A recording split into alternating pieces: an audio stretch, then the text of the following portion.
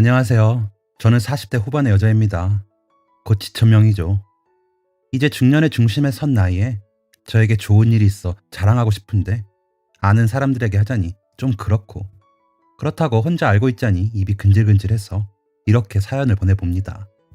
그리고 저에게 이런 복들이 찾아오다니 어안이 벙벙하고 실감이 안 나지만 감사하면서 좋더라고요. 물론 이 기쁨을 여기저기 나누고 싶어 그간 감사한 분들에게 선물도 하고 표현하면서 지내고 있습니다. 자랑은 못해도 고마운 마음을 전해야겠다고 생각은 하고 있거든요. 저희 친정언니는 그런 저를 보면서 그래도 너가 잘하고 사니까 복이 들어온다 라고 하긴 하더라고요. 맞는 말이긴 한데 그래도 너무 크게 복을 받아 처음에 겁이 났습니다. 제가 받은 복이 어떤 복인지 궁금하시죠? 이 복의 처음 시작을 어디서부터 이야기해야 할까 고민했는데 더듬어 보니 이야기의 시작은 제가 시집을 오기 전에 20년 전으로 올라가야겠네요. 그때 남자친구였던 남편의 할아버지가 돌아가셨다고 해서 장례식장으로 급하게 인사를 가게 되었습니다. 당시 아버님과 어머님, 형님 내외분들께 인사를 하고 할머니께 인사를 하려고 했는데 어머님이 됐다. 곧 따라 나서실 분인데 괜히 얼굴 익혀 뭐하니? 라며 막아서시더라고요. 놀라서 네? 라고 되물으며 있는데 남편이 엄마 왜 그래? 할아버지 가시는 길에 편하지 않으시게 이리 와 라며 저를 할머니께 데려가 인사를 시켜주더라고요. 슬픔에 빠져 계시는 와중에도 단정한 모습으로 이렇게 와줘서 고마워요. 이 양반이 보셨으면 더 좋아하셨을 텐데 이렇게 고운 사람 인사를 나만 받아 미안하네 라며 말씀하시는 모습이 인상 깊었습니다. 반면 어머님은 너무 드세고 심술 맞은 모습이라 남편과의 교제를 좀 걱정을 하긴 했었습니다. 사람이 좋아 결혼을 전제로 만나고 있었거든요. 그리고 그렇게 한번 인사를 드리고 나니 당연하다는 듯 집안 모임에 저를 같이 부르시더라고요. 그럴 때마다 느낀 건 할머니는 항상 방에 계시고 다른 가족들은 거실에 모여 계시더라고요. 마치 할머니가 안 계신 것처럼요. 간혹 화장실이라도 다니러 나오시면 아버님만 가셔서 할머니를 챙기시고 다시 방으로 모셔드리시고요. 식사도 꼭 따로 차려 방으로 가져다 드리더라고요. 너무 이상해 보였죠. 저는 돌아가신 저희 할머니 생각이 나기도 하고 항상 조심조심 행동하시는 것도 마음이 쓰여 갈 때마다 할머니 선물을 따로 챙기고 간식거리도 좀 사가고 했습니다. 남자친구는 그런 저에게 고마워하면서 할머니가 어릴 때 나 많이 봐주셔서 난 할머니 좋아하는데 엄마가 좀 힘들어하셔서 다른 가족들은 엄마 눈치를 좀 봐 하긴 하더라고요. 그런데 저는 무슨 배포였는지 어머님 눈치를 보지도 않고 할머님께 살갑게 대했습니다. 그런 저를 할머니는 갈 때마다 좋아해 주시고 반겨주셨습니다. 간식거리도 너무 맛나게 먹었어요. 내가 색시 덕에 호강이야. 고마워. 라며 너무 감사해 하시면서 받으셔서 제가 다 민망할 정도였습니다. 물론 어머님은 달가워하진 않으셨죠. 저놈의 노인네 그런 거 먹으면 살쪄서 움직일 때 손만 많이 가지. 뭐하러 그런 거를 사다 주니? 괜한데 돈 쓰지 마라. 씀씀이가 해프면 안 되는 거야. 라면서 대놓고 불편해 하셨습니다. 형님은 그런 저를 보시며 웃으며 다가와 어지간하면 어머님 하라는 대로 해. 안 그럼 두고두고 힘들어. 나도 두 손 두 발 다 들었어. 라고 속삭이시더니 가시더라고요. 순간 이게 뭔가 싶어 당황스러웠는데 아버님이 할머니를 챙기시는 걸 보면 또 괜찮은가 싶었습니다. 결혼을 결심하기까지 걱정도 많았죠. 시어머니 자리가 너무 드세서 시집살이 할까봐 겁이 났거든요. 하지만 남자친구가 워낙 지극정성으로 저를 설득했고 만나면서 한 번도 어긋나 싸운 적이 없었기에 믿고 결혼하기로 했습니다. 결혼하면 믿을 사람은 남편뿐이긴 했지만 2년여간 만나온 시간 동안 싸운 정도 있었고 이만한 사람 없다 싶기도 했거든요. 사실 제가 중학교 때 아버지가 돌아가시고 언니와 엄마, 외할머니랑 살다가 제가 24살이 되던 해에 암으로 투병하시던 엄마가 돌아가셨거든요. 할머니는 제가 20살 될 때 돌아가셨고요. 제가 26살쯤에는 언니도 가정을 이루어 혼자 사는 것도 지치기도 했습니다. 외로움을 잘 타는 성격인지라 할머니가 계실 때는 언제나 어리광을 부릴 수 있었는데 돌아가시고 나니 그렇게 허전하더라고요. 할머니 돌아가신 지 얼마 안 돼요. 엄마가 자궁암인 걸 알았고 병수발 드느라 정신이 없다가 언니까지 시집가고 혼자 4, 5년 지내니 외로웠습니다. 그런데 남자친구는 정도 많고 다정한 사람이라 믿어보기로 결론을 내린 것이었습니다. 결혼 준비를 하면서도 부모님이 안 계신 게 참 서럽더라고요. 그러다 한복을 맞추느라 할머니와 시부모님 모시고 한복점에 다녀와 시댁에 들렸는데 집에 도착하자 할머니께서 저를 조용히 부르시더라고요. 그러시더니 작은 주머니를 내미시며 이건 우리 한석이 색시목으로 내가 둔 거야. 이제 섹시해 라고 하시더라고요. 열어보니 금반지 한 쌍이 들어있더라고요. 그래서 어머 할머니 이게 뭐예요? 하자 손가락을 입에 대시며 쉿 어머 말면 또 난리 나니까 조용히 집에 가서 끼워봐. 한석이 형들 색시들도 다 해줬어. 애기들 태어날 때마다 한 쌍씩 해뒀거든. 오래돼서 모양은 구식이어도 뒀다가 나중에 써 라고 하시더라고요. 할머니 방에서 오래 있자 어머님이 오시더니 왜 또? 나 고생시킨 것도 모자라서 내 며느리도 고생시킬라 그래? 나는 절대 어머니처럼 안 그럴 거야. 너도 나와라. 노인네 괜히 말 늘어진다. 라고 악을 쓰듯 큰 소리를 내시더라고요. 그러자 할머니는 아무 일도 없다는 듯이 돌아앉으시고 아버님이 들어오시면서 어머니 오늘 고단하셨죠? 애들 보내고 쉬실까 봐요. 하시면서 앉으시더라고요. 저도 눈치가 보여 할머니께 할머니 저도 그만 가볼게요. 며칠 뒤에 또 올게요. 하면서 나왔습니다. 시어머니는 소파에 앉아 눈을 흘기시며 괜히 맞춰주느라 애쓰지 마라. 저놈의 노인네 언제 또 돌변해서 사람 애먹일지 모른다. 오늘은 그만 가고 내일 예물 사러 갈 때나 보자. 라고 하시더라고요. 남자친구는 일었으면서 나 데려다주고 저녁 먹고 올게요. 식사하고 계세요. 가자. 라고 하면서 저를 끌고 나오더라고요.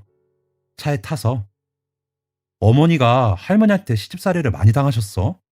아무리 그래도 너무 하신 것 같아. 라고 했더니 몰라.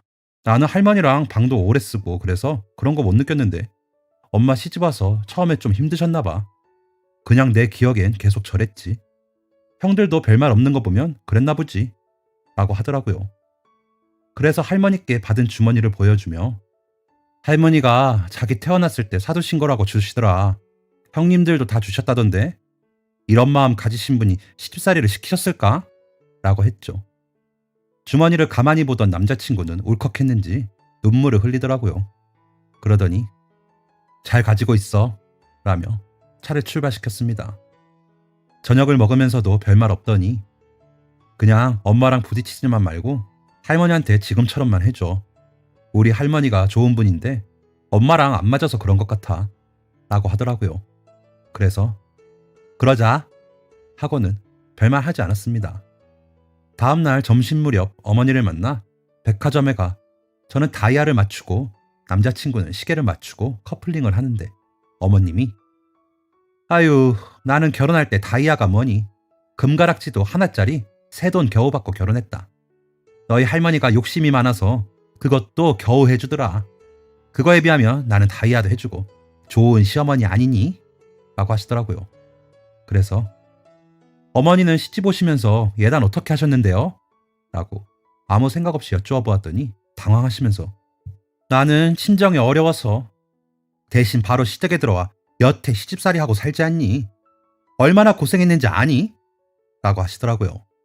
저는 혼수도 다 했고 예단으로 어머니 백, 아버님 정장, 한복, 형님들 꾸민비 다 드렸는데 그렇게 얘기하시니 어이가 없더라고요. 그리고 어머님은 금가락지 새 돈이나 받으신 거니 덜 받으신 것도 아닌데 그렇게 이야기하시는 게 이상했습니다. 눈치를 보던 남자친구가 저를 꾹 누르기에 어머님, 아버님 나오시라고 해서 식사할까요? 아니면 포장해서 가져가서 먹을까요? 라면서 말을 돌렸습니다.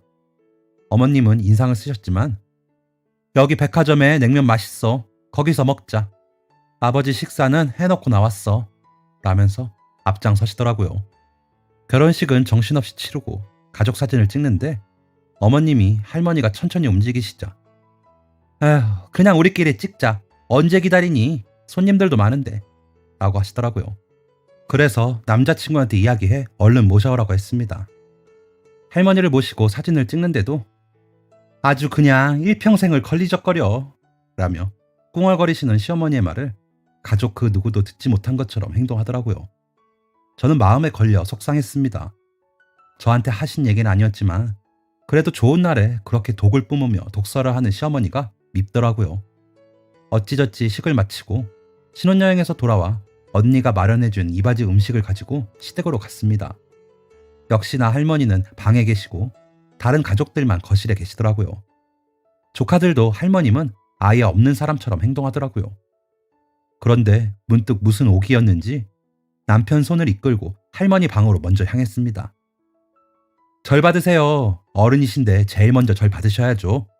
라는 절 보며 할머니도 남편도 놀라는 눈치였지만 제가 당연한 듯 행동하자 얼른 자리를 잡고 앉으셨고 절을 했습니다. 패백 때도 시부모님보다 늦게 절을 받으시는 게 마음이 안 좋았거든요. 그저 미소만 띄우시면서 한쪽에 계시던 모습이 눈에 밟히더라고요. 그래서 내심 시댁에 도착 전부터 결심을 하긴 했습니다. 할머니께 절을 올리고 거실로 나오자 모두들 저를 희한하게 보더라고요. 그래서 웃으며 어머님 아버님도 앉으세요. 절 받으셔야죠. 라고 했더니 아버님이 환히 웃으시며 그래 우리 막내 며느리 절 받아보자 하시면서 자리 잡고 앉으시더라고요. 시어머니는 인상이 굳어지시긴 했지만 앉으셔서 그래 앞으로 잘 살고 행복해라 라고 하시더라고요. 그리고 차려주시는 음식 먹고 정리를 하려 주방에 들어갔더니 작은 형님이 한동안 시댁에 오지마 어머님 폭탄 떨어진다 라고 속삭이시더니 가시더라고요. 이렇게까지 가족들이 시어머님 눈치를 보는 게 이해가 가진 않았지만 그냥 웃고 말았습니다. 그 후로 저는 시어머니에게 단단히 눈밖에 난 게 느껴지더라고요. 형님들 옷이며 스카프며 계절마다 선물하시면서 너는 아직 내가 취향을 몰라서 못 샀어. 서운한 거 아니지? 라며 빼놓고 선물을 안 하시기도 하고 김장하자고 불러서 가보면 저만 부르셨더라고요. 그러길 몇 번 하시니 저도 더 오기가 나 집에 갈 때마다 할머님을 더 챙기고 할머니 방에서 수다 떨고 놀곤 했습니다. 그럼 할머니는 제 머리를 쓰다듬으시면서 한석이 색시가 할머니 재미나게 해줘서 고맙네 하면서 웃곤 하셨습니다. 돌아가신 외할머니가 생각이 나기도 하고 그렇게 웃으시는 얼굴이 좋기도 해서 기분 좋게 뒹굴거렸습니다. 남편은 시어머니 눈치를 보면서도 전보다 할머니 방에 출입이 많아졌고 시아버님도 전보다 편하게 방에서 같이 웃는 시간이 길어지셨습니다. 시어머니는 그럴 때마다 거실에서 큰 소리로 현석아 여기 좀 나와서 좀 거들어라 라던가 현석이 아버지 나와서 나 좀 봐요 라면서 대놓고 회방을 놓으셨습니다. 하지만 웬일인지 저한테는 뭐라고 하지 않으시더라고요. 시아버님은 저를 보며 눈을 찡긋 하시기도 하고 형님들 몰래 용돈을 주시기도 했습니다. 고맙다고 속삭이듯 말씀하시기도 했고요. 형님들도 처음엔 말도 붙이고 하시더니 나중엔 모른 척까지 하시는 지경이 되셨습니다. 시어머니가 저랑 말하는 것도 싫어하셨거든요. 그러던 어느 날 큰형님이 전화를 하셨더라고요. 동서, 우리도 마음 불편하고 힘들어. 그런데 워낙 어머님이 할머님이랑 안 좋으니까 우리도 그러는 거지. 할머님이 어머님을 그렇게 시집살이 시키셨대. 나이 들어 자꾸 그게 생각나서 저러신다고 하는데 어떻게 하겠어. 근데 한 식구끼리 이렇게 지내는 것도 너무 불편하고 동서가 좀 어머니 눈치 좀 봐주면 안 돼? 라고 하시더라고요. 그래서 형님 말씀 무슨 말이신 줄 알죠. 그런데 제가 어릴 때 할머니 손에 자라 그런지 그게 잘 안 돼요. 할머님 지금 하시는 거 보면 그렇게 심하게 하실 분이 아닌 것 같은데 라고 했습니다.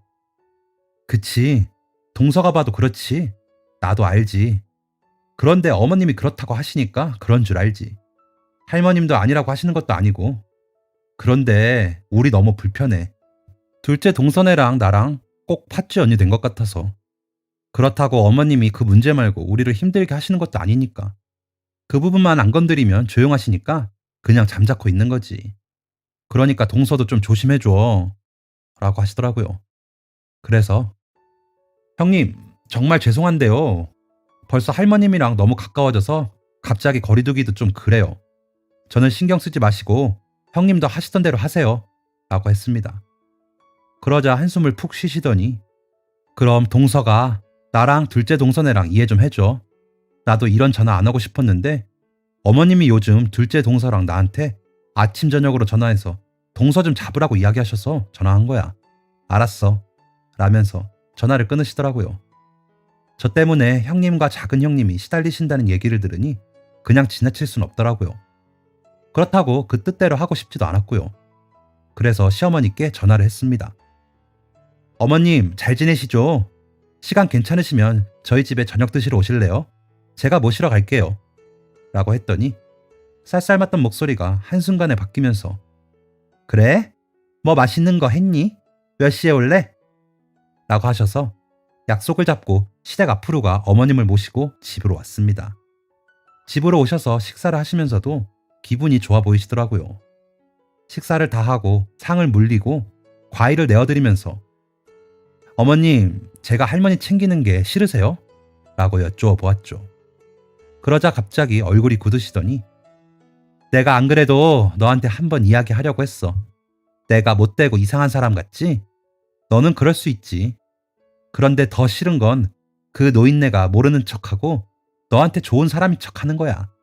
라고 짜증스럽게 말씀을 시작하시더라고요. 그 후로는 제가 거들 필요도 없이 본인 시집살이에 대해 이야기하시더라고요. 추운데 자신만 빨래를 시켰고 애 낳고 젖 물리느라 잠도 못 자는데 일어나 보지도 않았고 일 좀 한다고 자기를 밥순이 취급하면서 끼니가 조금이라도 늦으면 잔소리를 하셨다는 거예요. 그래서 할머니가 일하셨어요? 하고 물으니 그래, 포목점 하면서 한복도 짓고 했잖니. 그거 일 많다고 집안일을 온통 나한테 미루고 부려먹더라. 라고 하시는데 이상하더라고요. 당연히 돈을 버시느라 바깥일이 많으시면 집안일은 다른 일이 없는 시어머니가 하시는 게 당연하신 거잖아요. 그래서 어머 진짜요? 저도 아범한테 집안일 좀 도우라고 해야겠어요. 밥도 좀 하고 나중에 할머님처럼 구박받기 싫으면 이라고 했습니다. 그랬더니 예, 한석이는 나가서 돈 버는데 무슨 집안일이야. 너희 할머니가 나 없이 시집왔다고 부려먹어서 그런 거지. 그거랑 같니?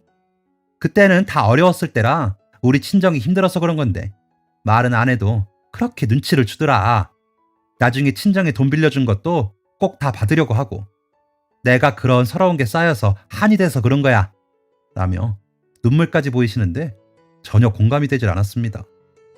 제가 아리송한 표정을 지었는지 눈물을 뚝 그치시더니 아유, 너는 왜 이렇게 말귀를 못 알아들어?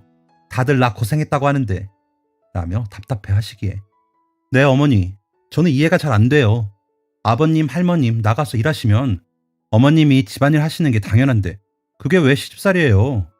그리고 빌린 돈은 당연히 갚아야죠. 그리고 혼수도 없이 결혼하셨는데 할머니가 반지는 해주셨다면서요. 어머니도 제가 일일이 따지고 더 못 받았다고 화내고 그러면 좋으시겠어요? 어머니도 그만 마음 푸시고 할머니랑 잘 지내보세요. 라며 최대한 웃으며 애교를 듬뿍 담아 말씀을 드렸습니다. 그런 저를 물끄러미 보시더니 너 이런 얘기 하려고 나 불렀니? 난 또 너가 그동안 죄송했다. 앞으로는 안 그러겠다 할 줄 알고 왔다. 됐다. 나 갈란다. 아주 CM를 가르쳐라 가르쳐. 라며 가방을 들고 일어나시더라고요. 모셔다 드리겠다는 저를 뿌리치시고 기어코 택시를 불러 타고 가시더라고요. 야근으로 늦는다던 남편은 전화를 하더니 엄마한테 뭐라고 했기에 이 난리야? 나 지금 야근하던 거 접고 엄마 집으로 가는 중이야. 라고 하기에 어머니가 할머니한테 받은 시집살이라고 말씀하시는 거 듣고 좀 푸시라고 말씀드렸어. 그리고 거기가 왜 엄마 집이야? 아버지랑 할머니가 사신 거라며. 일단 알았어. 다녀와서 얘기해. 라고 전화를 끊었습니다. 1시간 정도 뒤에 지친 얼굴로 집으로 돌아온 남편은 엄마 얘기 들어보니 별것도 아니더만. 좀 맞춰드리지. 물론 할머니 힘드신 거 나도 아는데 엄마 저러시는데. 라고 하기에 그럼 당신도 이제부터 집에 와서 애들 재우고 밤에 일어나서 애들 돌보고 빨래며 밥이며 다 해먹고 다녀. 어머님은 할머니가 일하시면서 그런 거 시키셨다고 시집살이라더라. 세탁기 없어서 찬물에 빨래하신 것도 할머니 탓인 거야? 외갓집이 돈 빌려갔으면 갚는 게 당연한 거잖아. 도대체 왜들 어머니한테 다 맞춰? 그러니까 더 기고만장해지셔서 할머니 힘들게 하시는 거잖아. 라고 쏴 붙여버렸습니다. 그러자 남편은 좀 당황한 듯 하더니 엄마가 그래? 그런 것 때문에 여태 할머니 그렇게 힘들게 한 거라고? 진짜? 하면서 놀라더라고요. 그래서 난 지금보다 더 할머니 챙길 예정이야. 당신도 그래줘. 어머님 저러시는 거 나는 못 보겠어. 나중에 우리 애들이 그런 거 보고 배울까봐 걱정돼. 라고 했죠. 그렇게 시간은 흐르고 시어머니도 시아버님도 저도 나이가 들었습니다. 할머님은 나이가 드실수록 유하시고 웃는 얼굴이셨습니다. 시아버님도 그 얼굴을 닮아 보기 좋게 나이 드시더라고요. 시어머님은 살도 더 찌시고 심통맞은 얼굴로 나이가 드셨지만요. 형님들도 나이가 드셨고 조카들도 자랐죠. 하지만 집안 분위기는 바뀔 줄 몰랐습니다. 매번 저와 남편, 우리 아이들만 할머니께 가서 인사도 하고 수다 떨고 했습니다. 그러다 일할 때면 어색하게 모여 일을 했죠. 시아버님은 그런 저를 더 예뻐라 하셨고 시어머님은 형님들을 예뻐라 하셨습니다. 그러면서도 형님들은 불편해 하셨습니다. 아주버님들도 불편해 하시긴 했지만 시어머니 눈치를 보느라 할머님께는 문 앞에서 인사만 하실 뿐이었죠. 아무래도 경제권을 시어머님이 갖고 계셨기에 그런 거겠죠. 그러던 어느 날 4년 전쯤 건강검진을 받으신다던 시아버님이 폐암을 선고받으셨습니다. 평소 운동을 즐기시던 분이라 생각지도 못했던 일이었습니다. 이미 너무 진행되어 손을 쓸 수가 없다는 의사 선생님의 소견에 온 가족은 충격을 받았습니다. 그 후 아버님은 치료를 진행하시면서도 사시는 집만 빼고는 재산을 정리해 4등분을 하셨습니다. 삼형제와 어머님 명의로 나누셨더라고요. 그중 저희 몫으로 주신 오피스텔이 있었는데 시어머님이 생활비 하셔야 한다면서 가져가시더라고요. 그 바람에 저희는 유산을 챙기지도 못했죠. 그때서야 왜 다른 형제들이 할머니를 모른 척 했는지 알겠더라고요. 저는 그 돈 안 받고 만다 생각하고 그냥 뒀습니다. 다른 데 쓰시는 것도 아니고요. 그리고 그때 할머니의 목소리가 방문 밖으로 넘는 것을 할머니를 뵙고 처음 봤습니다. 할머니가 놀라실까봐 시아버님이 숨기다가 병원에 입원하시기 전에 말씀을 드렸는데 내가 아니고 왜 너가 그런 병에 걸리냐? 내 아들, 귀한 내 아들, 너가 왜 그런 몹쓸 병에 걸려? 라면서 통곡을 하시더라고요. 그런 할머니께 시아버님은 어머니 건강하게 기다리고 계시면 제가 얼른 가서 치료받고 맛난 거 사가지고 올게요. 걱정 마세요. 요즘 의학기술이 얼마나 좋은데요. 이런 건 금방 나아요. 라며 큰 절을 올리시더니 병원으로 향하셨습니다. 그리고는 4개월의 치료 끝에 돌아가시게 되었습니다. 마지막 인사를 하시면서도 시어머니께 어머님을 부탁해요. 라며 돌아가시더라고요. 그때 시어머님과 할머니가 곁에 계시면서 부둥켜 안고 우시는 모습을 보고 아, 이제는 좀 두 분이 편하게 지내시겠구나. 좀 더 빨리 그러셨으면 얼마나 좋아. 라고 생각이 들었습니다. 하지만 그건 제 착각이었죠. 시어머님은 시아버님이 돌아가신 후로 할머님에 대한 폭언이 전보다 심해지셨습니다. 전에는 작게 그러시던 말들을 이제는 아예 대놓고 아유 저놈의 노인네 기력도 좋아. 나보다도 오래 살 거다. 아들 등에 업고 그렇게 기세 등등 하더니 이제 아들도 없는데 밥이 목으로 넘어가는지 삼시세끼를 빼먹질 않는다. 라면서 말씀하시더라고요. 너무 화도 나고 할머니가 안타까워서 남편에게 할머니 그냥 우리가 모시자. 방 더 많은 집으로 이사가면 되잖아. 했더니 그러면 좋은데 우리가 갑자기 어떻게 큰 집으로 이사를 가? 하더군요.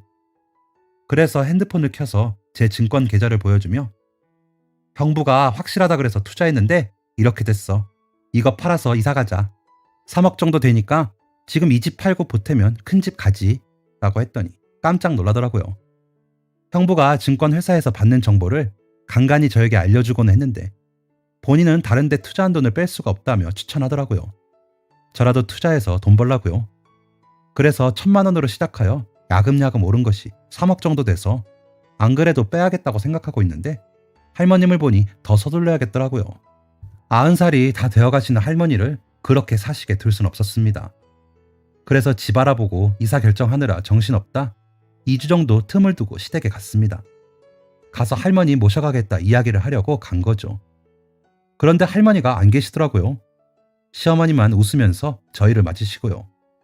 그래서 할머니 어디 가셨어요?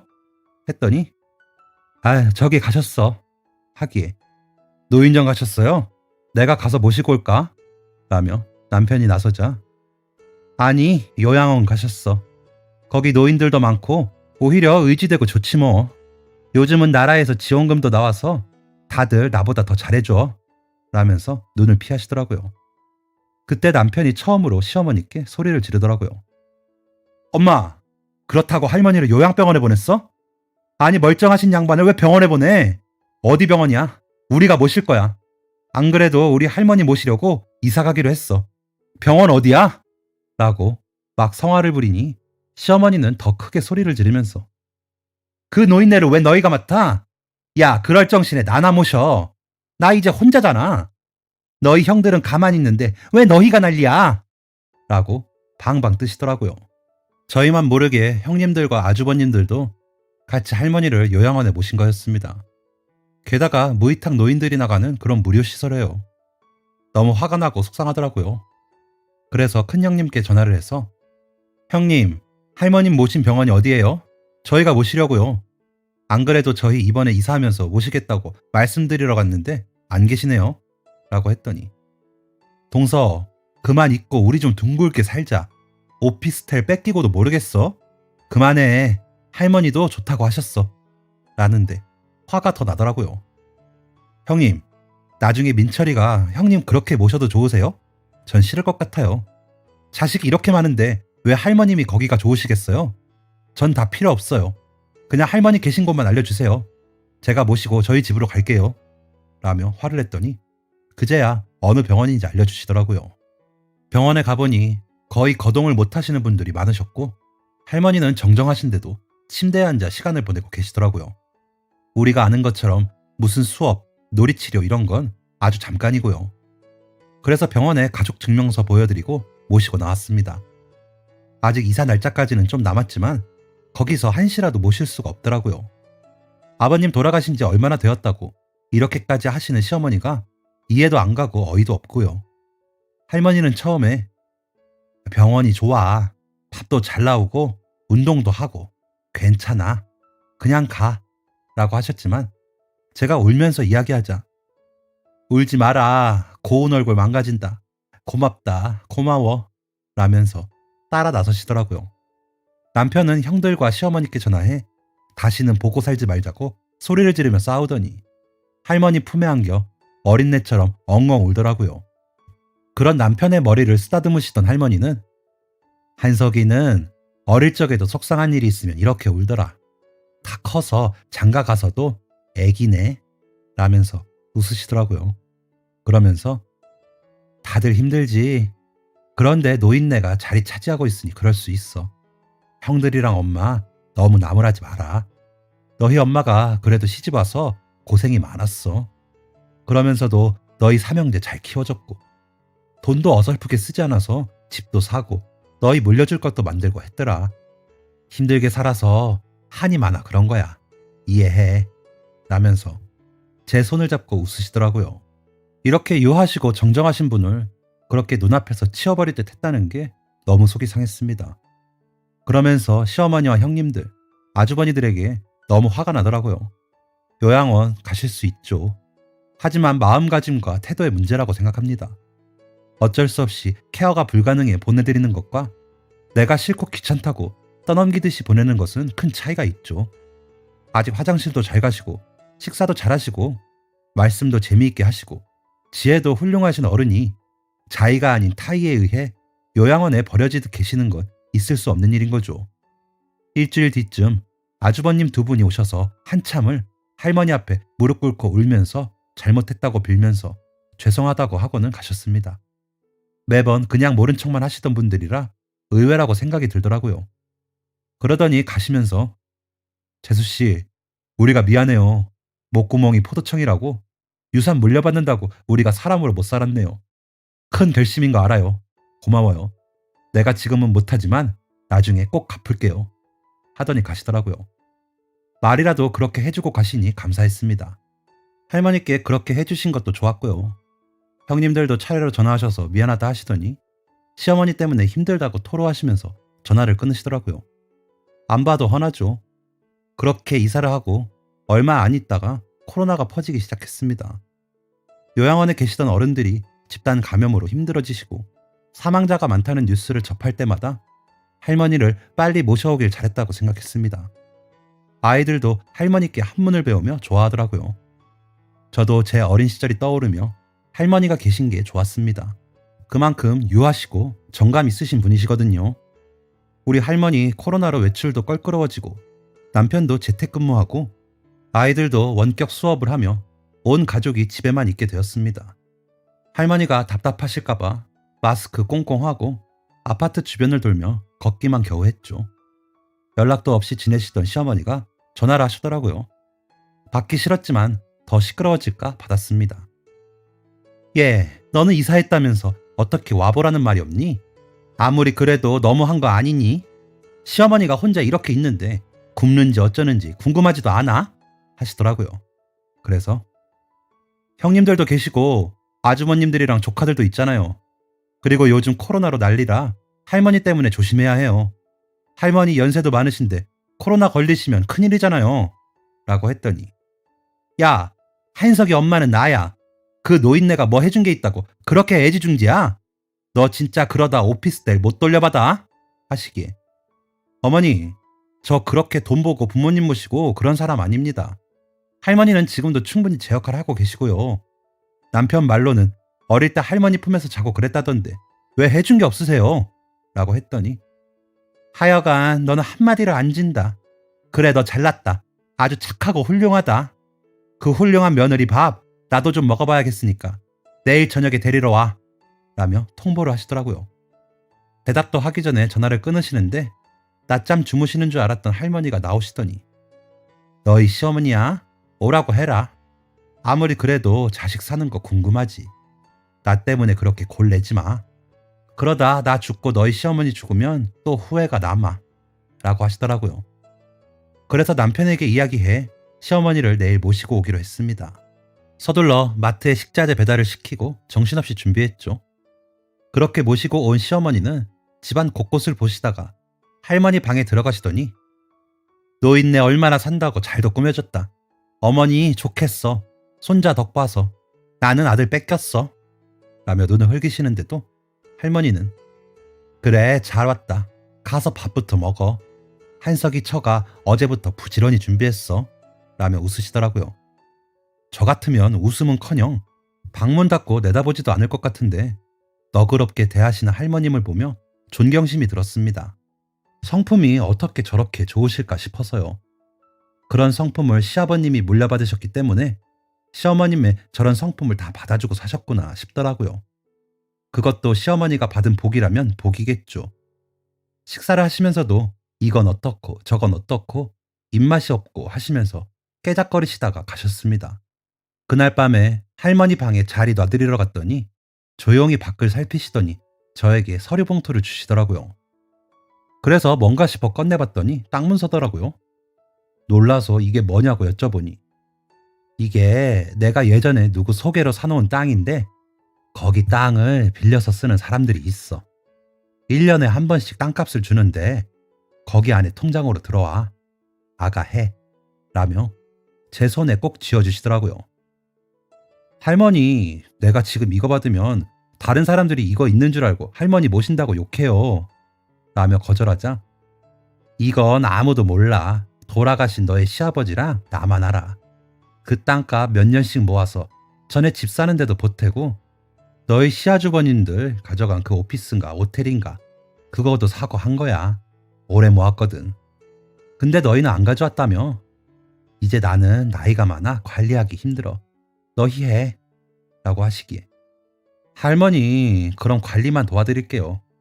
애들 아빠한테도 비밀로 하고 내가 할 일 있으면 해드릴 테니까 할머니가 가지고 계세요. 나는 아직 괜찮아요. 이런 거 있다고 나 열심히 안 살면 어떻게 해. 하면서 다시 넣어드렸습니다. 땅값이 얼마인지 땅이 얼마나 되는지 보지도 않았지만 마음은 든든해지더라고요. 그래도 잊고 지내보기로 했습니다. 그러다 6개월쯤 땅을 매입하겠다는 연락이 왔더라고요. 골프장을 지을 건데 할머니가 가지고 계신 땅이 중심부지가 될 거라면서요. 그러더니 시중가의 3배를 주겠다는 겁니다. 서류 보고 따져보니 어림잡아 20억은 넘는 돈이었습니다. 머리가 어지럽더라고요. 그래서 할머니께 말씀을 드렸더니 얼른 팔아서 너 해라. 내가 그 돈 다 너 주마. 하시면서 활짝 웃으시더라고요. 그래서 그 돈을 왜 날 줘요? 할머니가 가지고 계세요. 라고 하자. 나 그럼 다시 요양원 갈란다. 이렇게 욕심이 없어서 어쩔래? 나 괜히 피해주는 것 같아 싫어. 라며 으름장을 놓으시면서 돈을 받으라고 하시더라고요. 그래서 알겠다고 하고 모시고 가 사인 받고 돈 입금 확인하고 보관 중에 있습니다. 아직 할머니 명의의 통장의 돈이니 온전히 제 것은 아니죠. 하지만 할머니가 어디서 보신 건지 변호사에게 가서 저한테 다 주신다고 유언장을 쓰자고 하셔서 그것까지 했습니다.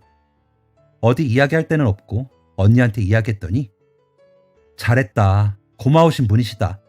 너희 시어머니랑 형제들은 알면 배 아파 돌아가시겠다. 라며 웃더라고요. 저도 웃고 말았습니다. 아직 돈 궁하지도 않고 할머님도 정정하셔서 또 잊고 지내겠지만 노후 생각하면 든든하긴 하네요. 그리고 제 입으로 이런 말 하긴 좀 부끄럽기도 하지만 사람이 입속으로 움직이지 않으니까 오히려 더 돈이 따라오는 것 같기도 하고요. 주식 투자도 제가 괜한 욕심에 많이 넣었다가 깎아먹었으면 얼마나 안타깝겠어요.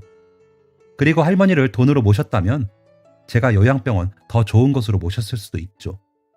하지만 저는 제가 할 수 있는 선에서 진심을 다했기에 이런 복이 따라붙은 것이라고 생각이 드네요. 모르는 사람들은 죽을 때까지도 모르고 살다 죽겠지만요. 여러분들도 진심으로 좋은 마음을 가지고 행동하시면 그게 다 복이 돼서 돌아올 거예요. 그러니 잠깐 어렵다고 나쁜 마음 가지지 않길 바랍니다. 제 복의 기운 팍팍 날려드릴게요. 할머니와 저희 가족 오순도순 오래 지내길 기도해 주시면 감사하겠습니다. 긴 자랑 읽어주시느라 고생하셨습니다. 감사합니다. 지금까지 사연 들어주셔서 감사합니다. 사연이 재밌으셨다면 구독과 좋아요를 눌러주세요. 감사합니다. 안녕히 계세요.